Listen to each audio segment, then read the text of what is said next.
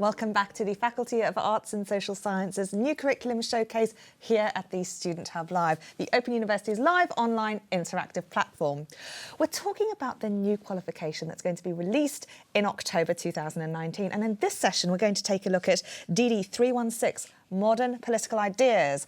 So I'm joined by Geoff Andrews and Emma Clarence, who are the chair and one of the module team, and you're here to tell students about why this module is so exciting that you've been working on. So Geoff, I wonder if we can start by exploring the concept of the title, Modern Political Ideas. What's that all about? Well, we're quite expansive using the phrase modern, so we do include some very recent material, for example, the debates around populism in Europe. We also go back to 17th century ideas of Thomas Hobbes on the state, 18th century Scottish Enlightenment, 19th century battles for democracy in America, 20th century debates around the meaning and some of the underlying ideas of Nazism and fascism. So people do get quite a broad, expansive introduction to the modern side of political ideas, if you like.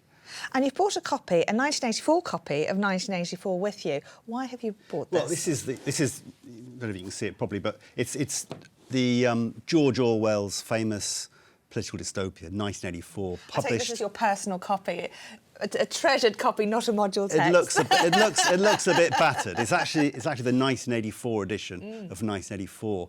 This is the 70th anniversary of the publication of 1984, and there's a lot of attention around Orwell's book. But we think it's relevant. It's a book that's never been out of print. Yep. It's a book which obviously goes into some detail in explaining what it means to live in a totalitarian society, the relationship between the individual and the state, a ruling political party, and so on. And of course, it continues to be very, very relevant. We want students to read the book as they're doing the module. So this is a key reader for the module. Yeah. I mean, I think that it's unusual. It's a novel. George Orwell wasn't a political philosopher, although some might argue there is philosophy in the book. Some of the themes he raises, some of the political language, for example, is particularly relevant. I think anybody who's spent 3 minutes on Twitter, for example, would understand the way in which Hate Week is described, for example, in 1984. So we want people to read the book as an accompaniment to the module. Now, you started mentioning various isms, and I wonder if we can start by the starting point of the module, which is populism. Yeah, we just to say that as a course of political ideas, modern political ideas, we do look at the isms, ideologies, but we also look at concepts, liberty, freedom, justice, equality, and so on. And we also take quite a broad view of political ideas to include arguments for democracy, arguments for women's liberation, for example. So there's quite a lot in there. Coming back to the point about populism, we start the module with a discussion of the populist movements in Europe that have grown, and in America, of course, that have grown a lot in recent years. I mean, going back 5 or 10 years ago, there was Silvio Berlusconi and one or two others. Now it seems populists and populism is everywhere. If you think about Donald Trump's America, Nigel Farage and the Brexit debate.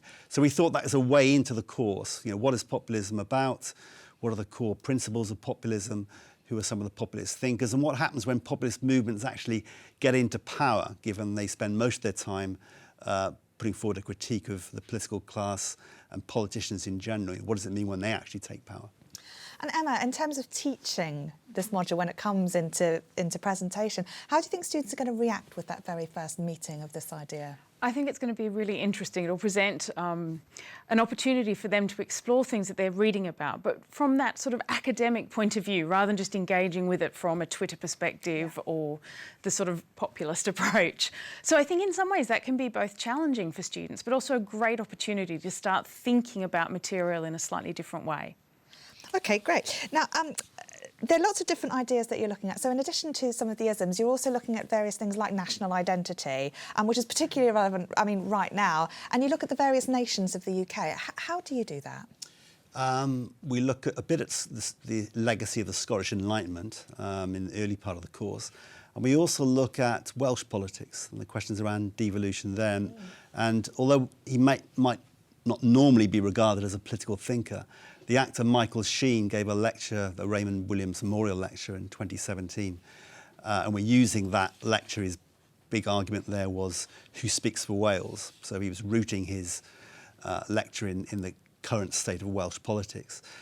So national identity is an important political idea, particularly at the moment, with the UK in quite a difficult situation, with pressures coming from different nations within the UK and beyond. And so who, in addition to Orwell and some of the various thinkers that you've spoken about, might students meet in the module? As I said before, we have a very broad definition of what a political thinker is. So it includes George Orwell, it includes Stuart Hall, who was Professor of Sociology here at the Open University, but also somebody who talks a lot about politics. It includes the feminist theorist Carol Pateman. It includes political philosophers, some of the classic thinkers.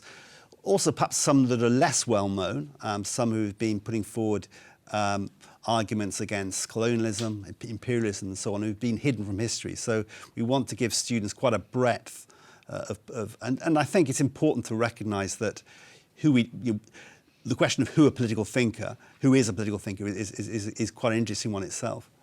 Now, one of the things I particularly like about this module is that students have the opportunity for the end of module assessment to select one of the thinkers. And so I wanted to ask you both from the variety of, I guess, from a theoretical and from a practical perspective, how students might get to grips with that. So you're offering them the chance to really go into depth on one of these thinkers, as you say, which is a very broad idea. How does that come about, and how might students go about making those choices? I think students rarely get the chance to look at a thinker in depth in Open University courses. In the past, they've been able to dip into their ideas, let's say in the context of writing an essay, but very rarely get the chance to study for an extended period a thinker of their choice. And we're giving them that chance with the EMA. It's really an extended essay of 3,500 words. They can choose the thinker, they can choose the question in discussion with their tutor. But it's a kind of unique opportunity really to do some research. Obviously, we're thinking here as a third level module. They need to be given the skills to go about doing independent research, and we think we can equip them here with the skills of using a library, chasing journal articles, and putting together their own ideas. So Emma, how might that then play out? How might students decide which thinker and which extent of the thought they're going to engage with? Because some people have developed such a range of material. Might be that students want to go into depth on something or explore a thinker from a different perspective. And I think that's one of the interesting things about the module is the way in which there are thinkers that reappear under different headings, whether it be populism and suddenly they're under citizenship, for example. Yeah. So students will have to really, I think, have a sense of what they're interested in. Because they have this opportunity to design the question themselves, it's not about choosing what they think is easy, it's about what they're engaged with and excited by. And they'll get significant support from their tutor in terms of helping them to refine the question that they want to ask. And it's always so much easier writing about something you're really interested in. But on the other hand, it can be a challenge because then again, how do you go about refining that question? I mean, it's a fantastic opportunity, especially if you're looking at going on to postgraduate study, to have experience of shaping your own research question and really going into depth on what you want to. But it equally has challenges. So how, as a tutor, I mean, are you planning to work with your students on that? I think that's a really interesting question because students will actually have written a TMA which will start their process of working out what it is they want to do, and they'll get significant feedback from their tutor on that. And I think it will also be about a dialogue. And this is before they write? Completely, yes. So this is the stage before. So we're building them up throughout the entire module, really, to have the skills necessary, because independent study is a really crucial part of each week. Yeah. So they will be comfortable reading and analysing. And then they get that support at the end of writing one assignment that will help them to develop their question and get feedback on that. And then they'll have the opportunity to talk to their tutors and also talk to other students to help them refine and hone that down. Because making sure it's doable is important. It's only 3,500 words, not a book that they need to think about. So it'll be important that they really, focus down on what it is they're interested in. And it's always really interesting, I think, creating a module and then anticipating what the students will do. So I am going to have to ask you, what sorts of things you think that students may choose to focus on, given the range of things? What might be something that a student might look at? Who knows? I know. One of the interesting questions for us, I suppose, is trying to decide. George Orwell appears quite a lot in the module. Yeah. For example, we talk about his view of Englishness in block 1. He then comes up on discussions in totalitarianism later in block 4. There are only 4 blocks, incidentally, in this module, which is also one of the innovative aspects. But it's a real question for us. Which thinkers are they going to choose? And we give them quite a lot of choice. What they won't have probably encountered before is the breadth of ideas we're setting out before them, and they might be surprised, that some of these ideas are regarded as, in a politics course, for example. So, but it's a journey, to use the jargon. It's a journey that we're looking forward to, engaging with their own ideas, giving them a bit more space to develop their own thinking, maybe giving them the skills as well to present their own arguments, but dealing with conflicting ideas, how they go about evaluating theories and so on.